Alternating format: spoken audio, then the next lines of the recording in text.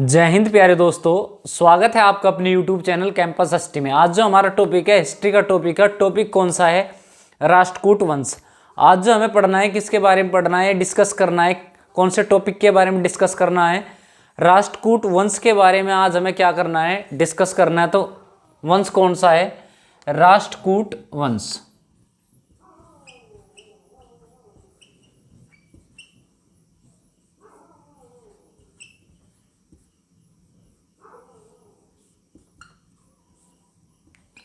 तो वंश कौन सा है? राष्ट्रकूट वंश है, जिसके बारे में आज हमें क्या करना, डिस्कस करना। ये जो शासन कर रहे हैं, कहां पर कर रहे हैं? यहां, ये है महाराष्ट्र। और महाराष्ट्र में भी कहां? मान्यखेत। इतनी बात बताओ, समझ में आ गई क्या? राष्ट्रकूट वंश के अगर समय की बात करें तो इसका समय रहा था 735 ईस्वी से और कब तक? 982 ईस्वी तक इसका समय रहा। किसका? राष्ट्रकूट वंश का।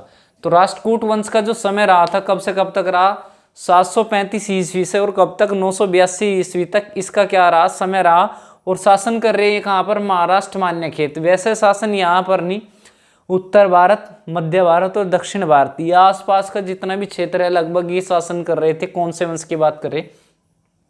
राष्ट्रकूट वंश की बात कर रहे। ठीक है। इससे पहले जो शासन चल रहा था वो, यह हमने डिस्कस किया था। कौन से वंश के बारे में किया था? बादामी, वातापी या बादामी के चालुक्य। बादामी के चालुक्य, इस वंश के बारे में हमने पढ़ा था। और इस वंश का जो अंतिम शासक था वो कौन था? कीर्तिवर्मन। ये अंतिम शासक था। और इसके यहां सामंत के रूप में कौन कार्य करता था? सामंत के रूप में कार्य करता था दंती दुर्ग। कौन करता था? दंती दुर्ग। और दंती दुर्ग ने ही इसकी हत्या कर दी थी। किसकी? कीर्तिवर्मन। ये भी कौन सा है? सेकंड है। और करने के बाद, हत्या करने के बाद इसने 735 ईस्वी में वंश की स्थापना कर दी थी। और वंश की कौन सी कर दी? राष्ट्रकूट वंश की स्थापना कर दी थी। किसने की थी? दंती दुर्ग ने। बात समझ में आ गई। दंतीवर्मन भी आवे इसका नाम, ध्यान रखियो। या हम कह सकते हैं दंतीवर्मन या दंती दुर्ग। तो लेकिन तुम्हें याद क्या रखना? दंती दुर्ग ही याद रखना है। ठीक है दोस्तों, चलो। तो कहां पर शासन कर रहे हैं? महाराष्ट्र मान्यखेत। ये रहा मान्यखेत राजधानी। कहां पर? महाराष्ट्र में शासन कर रहे हैं। वंश की कौन सी बात कर रहे हैं? राष्ट्रकूट वंश। तो इस वंश का जो संस्थापक था, संस्थापक का भी जिक्र किया हमने। तो संस्थापक कौन था? दंती दुर्ग था। और दंती दुर्ग ने ही कब की थी स्थापना? 735 ईस्वी में। बात आ गई समझ में? और दंती दुर्ग का जो समय रहा था, जो समय रहा 735 से और 756 ईस्वी तक इसका समय रहा था। बात बताओ, समझ में आ गई क्या? इसके बारे में ऐसी कोई खास बात नहीं, बस यही है। देखो, संस्थापक तो कोई सा भी हो, शासक कोई सा भी वंश हो, उसका तुम्हें संस्थापक ज्ञात होना ही चाहिए एग्जाम की दृष्टि से। क्योंकि परीक्षा में एक ना एक सवाल आ जाता है। कोई ना कोई सवाल पूछ लिया जा कि संस्थापक जरूर पूछा जा, एक सवाल तो जरूर ही मिलता है। तो इस वंश का संस्थापक कौन था? इस वंश का कौन था? पूछा कौन सा जाएगा? प्राचीन या मध्यमी? क्योंकि वंश तो ये रहे। आधुनिक में तो बस फिर तो अलग अलग स्थिति आ गई संस्थापकों की, लेकिन वंश तो प्राचीन और मध्य में ही रहे। तो यहाँ वंशों के बारे में पूछा जाए कि इस वंश का संस्थापक कौन था, तो तुम्हें ये ज्ञात होना चाहिए। ठीक है दोस्तों, चलो। लेकिन उसके बाद जो शासक आता है 756 ईस्वी में, कौन? कृष्णा प्रथम। कब आया? 756 ईस्वी में शासक बनता है कौन? कृष्णा प्रथम। पढ़ना किसके बारे में? कृष्णा प्रथम के बारे में।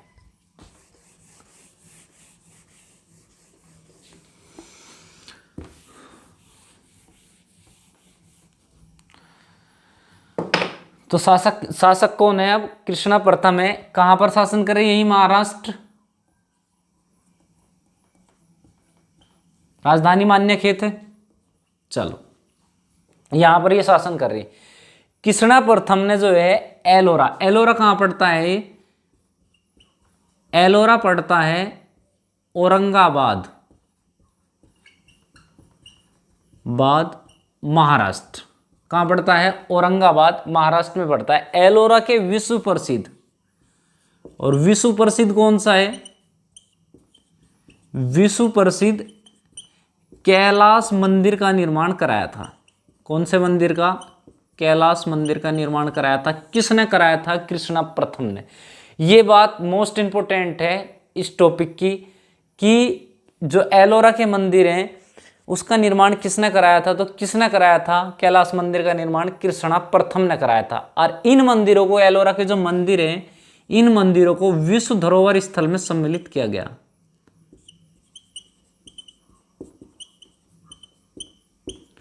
और किसने किया, यूनेस्को ने। बात बताओ पल्ले पड़ेगी क्या, बात आ गई समझ में। तो विश्व प्रसिद्ध कैलाश मंदिर का निर्माण किसने कराया था, कृष्णा प्रथम ने कराया। एलोरा के जो मंदिर हैं उसे विश्व धरोहर स्थल में सम्मिलित किया, और किसने किया, इन्हें किया है यूनेस्को ने। यहां पर जो है एलोरा औरंगाबाद में जो ये मंदिर हैं, ये किस धर्म से, हिंदू, जैन और बौद्ध, इन धर्मों से संबंधित है। कौन से मंदिर, एलोरा के प्रसिद्ध मंदिर। बात बताओ समझ में आ गई। यहां एलोरा के मंदिर में कितनी, 16 गुहा, या हम कह सकते 16 गुहा मंदिर, गुफाएं हैं। क्या है, 16 गुहा मंदिर गुफाएं हैं। कहां पर हैं, एलोरा औरंगाबाद महाराष्ट्र में है। किस धर्म से संबंधित है, हिंदू, जैन, बौद्ध धर्म से संबंधित।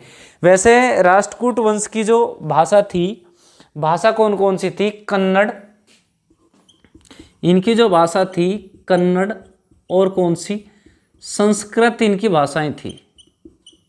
कौन से वंश की, राष्ट्रकूट वंश की। तो राष्ट्रकूट वंश की जो थी भाषाएं कौन कौन सी थी, कन्नड़ थी, और कौन सी थी, संस्कृत थी। वैसे अलग अलग अभिलेखों से अलग अलग जानकारी मिलती है। गुजरात में भी जो है शिलालेख मिले इनके, ठीक है। तो यहाँ से जो है इसमें क्या भाषाएं कौन सी थी, कन्नड़ थी, और कौन सी थी इनकी भाषा, संस्कृत थी। इतनी बात बताओ समझ में आ गई क्या, ठीक है।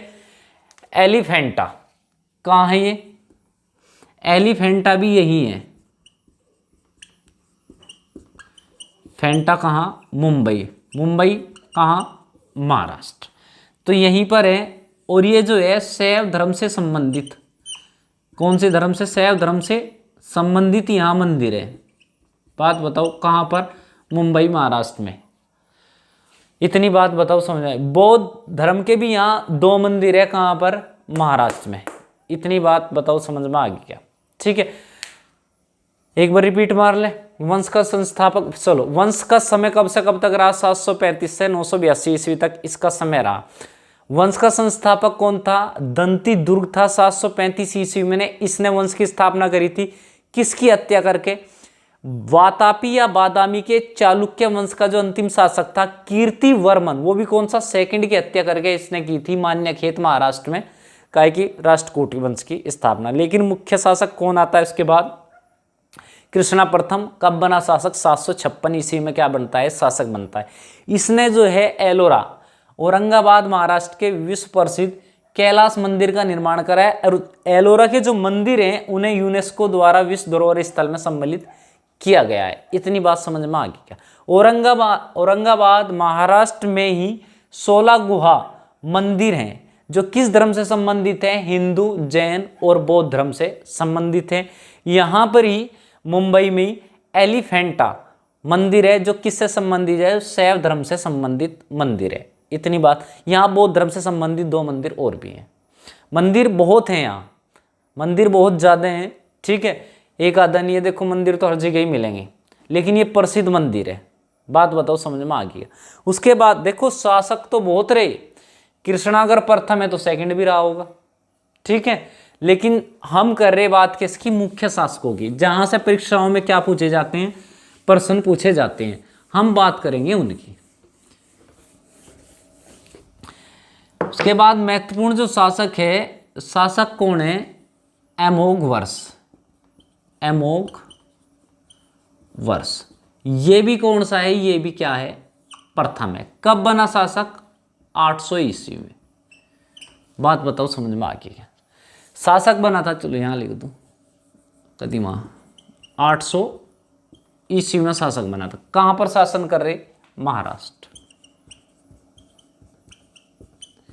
ये जो था वंश का महानतम शासक था। कुछ ना कुछ तो योग्यता रही होगी, और योग्यता रही होगी तभी ये महानतम क्या था, शासक था। ये जो पैदा हुआ था अपने पिता, इसके जो पिता थे उसके अभियान में, एक अभियान में सैनिक छावनी में पैदा हुआ था। ये काय में, सैनिक छावनी में क्या हुआ था, पैदा हुआ था। कौन, अमोघ वर्ष। ये बात ध्यान रखियो, ठीक है। तो अपने पिता के अभियान में कहाँ पैदा हुआ था, सैनिक छावनी में पैदा हुआ था। कौन, अमोघ वर्ष प्रथम। कहाँ पर शासन कर रहे हैं, महाराष्ट्र में। इन्होंने जो है जैन धर्म को संरक्षण दिया था।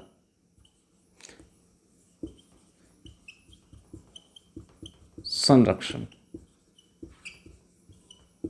बात बताओ समझ में आगे क्या, ठीक है। और इसके जो गुरु थे अमोघ वर्ष के, जैनाचार्य। कौन थे, ये गुरु थे इसके, किसके, अमोघ वर्ष जो शासक था उसके गुरु थे जैनाचार्य। कौन थे, जिनसेन। जैनाचार्य थे जिनसेन, जिसने किसकी स्थापना की, आदि पुराण।